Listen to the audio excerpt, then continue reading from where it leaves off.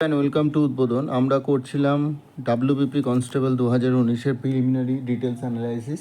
তো আমি 45 পর্যন্ত করিয়ে দিয়েছিলাম, আজকে 46 থেকে শুরু হবে। তা 46 নম্বরের প্রশ্নটা দেখো কী বলছে।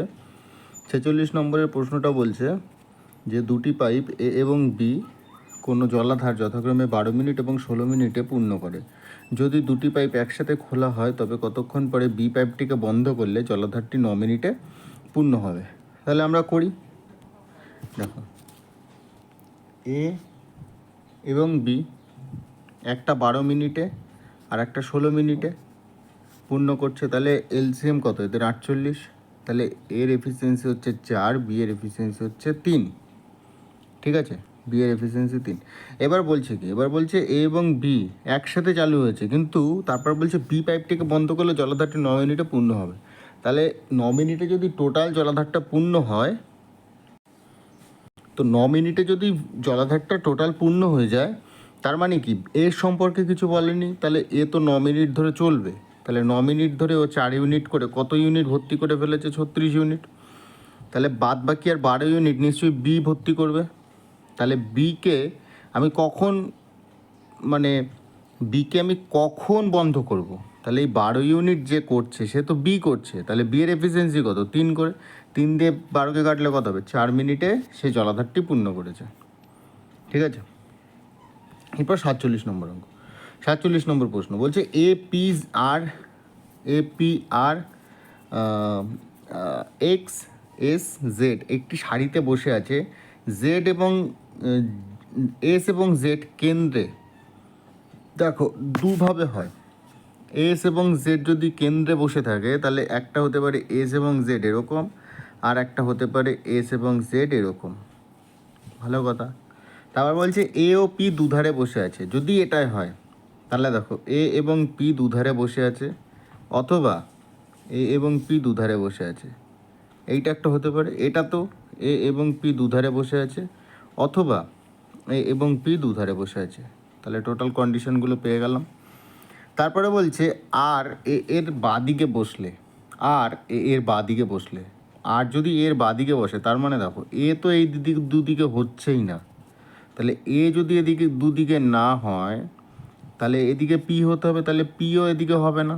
তাহলে এই কন্ডিশনে হচ্ছে। এবার বলছে আর এ এর বাদিকে বসলে, আর এ এর বাদিকে বসলে, তাহলে আর এখানেও হতে পারে আর এখানেও হতে পারে। এবার বলছে পি এর ডান দিকে কে বসে আছে? তাহলে আমার টোটাল ছিল কতজন? 1 2 3 4 5 6। পেলাম কত? 1 2 3 4, একটা পাইনি। 1 1 2 3 4 5 6, তার মানে মাঝখানে আরেকজন আসবে। তাহলে বলছে পি এর ডান দিকে কে বসে আছে? তাহলে পি এর ডান দিকে আমার আরেকজন বাকি রয়েছে, তাহলে এক্স ইউ হবে। তাহলে দেখো এই দুটো কন্ডিশনের মধ্যে যেহেতু এক্স এখানে রয়েছে তাহলে পি এর ডান দিকে এক্সই বসবে। যদি না হতো তাহলে এই কন্ডিশন করেই আমার কিন্তু করতে হতো। তো এক্স হচ্ছে এটার অ্যান্সার। 47। 48এরটা বলছে একটি আয়তক্ষেত্রের কর্ণ, একটি আয়তক্ষেত্রের কর্ণ 10 সেন্টিমিটার, তা আয়তক্ষেত্রটির একটি বাহুর দ্বিগুণ হলে আয়তক্ষেত্রের ক্ষেত্রফল কত? তাহলে একটি আয়তক্ষেত্রের কর্ণ বাহুর দ্বিগুণ,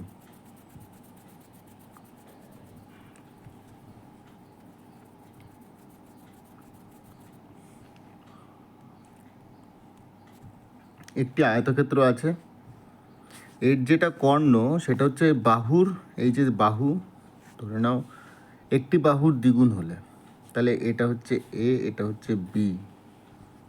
ঠিক আছে, এটা হচ্ছে এ, এটা হচ্ছে বি, আর এটা হচ্ছে, দেখো এবার আয়তক্ষেত্রের কর্ণ, আয়তক্ষেত্রের কর্ণ 10 সেন্টিমিটার, এটা হচ্ছে 10 সেন্টিমিটার। তা একটি আয়তক্ষেত্রের বাহুর দ্বিগুণ হলে তার মানে একটা বাহু নিশ্চয়ই 5, একটা বাহু 5। ঠিক আছে, এবার বলছে আয়তক্ষেত্রের ক্ষেত্রফল কত? তাহলে এইটা যদি 5 হয় হিসেব মতো, তাহলে আমার এটাকে বার করতে হবে। তাহলে এটা হচ্ছে তোমার কত? 100 equals to 5 5 25 plus A square. তাহলে এ স্কোয়ার আমার বেরোচ্ছে 75। তার মানে এ এ মানে হচ্ছে 5√3, 5√3। এবার বলছে আয়তক্ষেত্রের ক্ষেত্রফল কত? তাহলে একটা হচ্ছে 5 আর একটা হচ্ছে 5√3, তাহলে কত হবে? 25√3 হচ্ছে আমার অ্যান্সার। এটা গেল। এর পরের অঙ্কটা দেখি, রামধনু বা রেনবো কেন হয়? রামধনু, দেখো রামধনু হচ্ছে এটা একটা অপটিক্যাল ফেনোমেনন, ঠিক আছে? এটার কারণ, রামধনুর যে কারণ সেটা মানে এইখানে যে কটা আছে সব কটা কারণের জন্য হতে পারে। যেমন রিফ্র্যাকশানের জন্য হতে পারে, ইন্টারনাল রিফ্লেকশনের জন্য হতে পারে, ডিসপারশন অফ লাইটের জন্য হতে পারে, মানে যে জলকণা আছে বা জলবিন্দু আছে, ওয়াটার ড্রপলেটসগুলো আছে, সেগুলোতে যখন একটা লাইট পড়ছে তখন এই রামধনু তৈরি হয়, ঠিক আছে? তো আমরা আমাদের জিজ্ঞেস করেছি রামধনু কেন হয়। রামধনু কারণ হচ্ছে যখন তোমার ওই জলকণাগুলো আছে তাতে তোমার সূর্যের আলো পড়ে। সূর্যের আলো কীভাবে পড়ে? বিক্ষিপ্তভাবে পড়ে। তা সূর্যের আলো বিক্ষেপের জন্যই আমাদের রামধনুটা হয়, ঠিক আছে? তো এখানে আমি কি বলতে পারি? এখানে বলতে পারি আমি স্ক্যাটারিং এবং প্রতিসরণ, রিফ্র্যাকশানের জন্য হতে পারে, ঠিক আছে? 49 বলছে সমপরিসীমা পেরিমিটার বিশিষ্ট একটি বর্গক্ষেত্র এবং আয়তক্ষেত্রের ক্ষেত্রফল যথাক্রমে এস এবং আর হলে, আগে হচ্ছে একটা বর্গক্ষেত্র, তারপরে হচ্ছে একটা আয়তক্ষেত্র সমপরিসীমা বিশিষ্ট। আমরা জানি বর্গক্ষেত্রের পরিসীমা হচ্ছে 4 বাহু সমান সমান, আয়তক্ষেত্রের আয়তক্ষেত্রের পরিসীমা হচ্ছে 2 দৈর্ঘ্য প্লাস প্রস্থ, এটাই জানি। তাহলে 2 দিয়ে এটাকে কাটলে 2 বাহু, 2 বাহু সমান সমান দৈর্ঘ্য প্লাস প্রস্থ। এইবার বলছে ক্ষেত্রফল যথাক্রমে এস এবং আর হলে, এটার ক্ষেত্রফল হচ্ছে এস আর এটার ক্ষেত্রফল হচ্ছে আর। ভালো করে বুঝতে হবে, ঠিক আছে? এটা হচ্ছে বাহু, তাহলে 2 বাহু সমান সমান দৈর্ঘ্য প্লাস প্রস্থ। 2 বাহু সমান সমান দৈর্ঘ্য প্লাস প্রস্থ যদি হয়, আর এটার ক্ষেত্রফল হচ্ছে তোমার এস আর এটার ক্ষেত্রফল হচ্ছে আর, তাহলে আমি আগে এটাকে বার করি। তাহলে 2 এটা এ ইকুয়ালস টু আমি এল প্লাস বি করতে পারি। তাহলে এল প্লাস বি মিলে যতটা হবে 2 বাহু তত হবে। তাহলে আমি কিছুক্ষণের জন্য যদি এটাকে 2 আর এটাকে 1 ধরি, তাহলে এটা কত হবে? 2 1 2। আর এটাকে যদি আমি, এটা তো টোটাল তো 3, এটা টোটাল 3। আচ্ছা আমি না এটাকে 4 আর 2 ধরি, 4 আর 2 যদি ধরি, ভালো করে বোঝো, 4 আর 2 কত? 6, তাহলে এটা হবে 3। এবার যদি 3-এর স্কোয়ার করি তাহলে 3 3 9, আর 4 2 কত হবে? 8। তাহলে আর সবসময় ছোট হবে না এসের থেকে? এসের থেকে তো আর সবসময় ছোটই হবে। মানে ব্যাপারটা বুঝতে পারলে? যদি মানে বর্গক্ষেত্রের ক্ষেত্রফল যদি এস হয় আর আয়তক্ষেত্রের ক্ষেত্রফল যদি আর হয়, তাহলে আর তো সবসময় ছোট এসের থেকে, এরকম হবে। 50 51 নম্বরের অঙ্কটা, 51 নম্বর প্রশ্ন দেখো, ভারতীয় মহিলাদের মধ্যে কে সর্বপ্রথম অলিম্পিক পদক জিতেছিলেন? কার নাম মালেশ্বরী জিতেছিলেন 2000-এর সিডনি অলিম্পিকে, ঠিক আছে? উনি ছিলেন কি ওয়েট লিফটার। তারপরে 52 বলছে বল্লভভাই প্যাটেল সর্দার নামে ভূষিত হন কিসের জন্য? বরদলীয় আন্দোলনের। এবার দেখো বরদলীয় আন্দোলনে যে মহিলারা ছিলেন তারা বল্লভভাই প্যাটেলকে সর্দার উপাধি দিয়েছিলেন এবং মহাত্মা গান্ধীও দিয়েছিলেন, ঠিক আছে? দুটোই হয়। 53টা বলছে মহাকাশে স্পেস কোন মহাকাশচারী অ্যাস্ট্রোনট আকাশের রং কী দেখবে? কালোই দেখবে, কারণ আমরা এখানে যেটা দেখি সেটা বায়ুমণ্ডলের জন্য দেখি। মহাকাশে নিশ্চয়ই বায়ুমণ্ডলটা অতটা মানে ওই নেই, তার জন্য সে কালোই দেখে। 54টা বলছে মিরর যদি রিফ্লেকশন হয় ওয়াটার কী হবে? রিফ্র্যাকশন হবে। 55 বলছে কোনো দ্রব্যের বিক্রয় মূল্য 616 টাকা হলে 12% লাভ হয়, তাহলে 112-র ভ্যালু 616। এবার 462-র ভ্যালু কত টাকা ক্ষতি হবে? তাহলে 112-র ভ্যালু যদি 616 হয়, 462-র ভ্যালু আমি বার করতে পারবো। 462-র ভ্যালু বার করে নিই।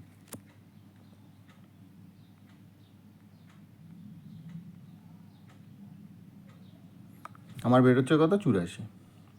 এবার 100 টাকা যদি আমার 100 টাকা যদি আমার কী হয়? কস্ট প্রাইস হয়, তাহলে কত টাকা ক্ষতি হচ্ছে? বলছে 462 টাকায় বিক্রি করলে কত টাকা ক্ষতি হবে? তাহলে 84 টাকায় আমি বিক্রি করছি 100 টাকা, তাহলে 16 টাকা আমার ক্ষতি হওয়ার কথা। কিন্তু এইখানে কি বলছে?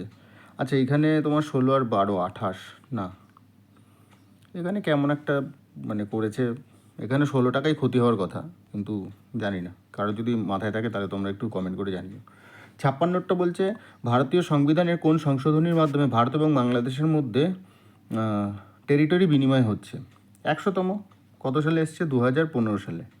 ঠিক আছে, এবার যদি তো বলে 101তম অ্যামেন্ডমেন্ট, তাহলে এটা হচ্ছে জিএসটি। 102তম যদি বলে তাহলে এটা হচ্ছে এনসিবি, বিসি, এনসিবিসি মানে national commission for backward classes.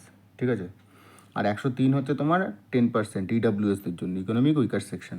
57টা বলছে 2020 সামার অলিম্পিক কোথায় হয়েছিল? টোকিওতে হয়েছিল।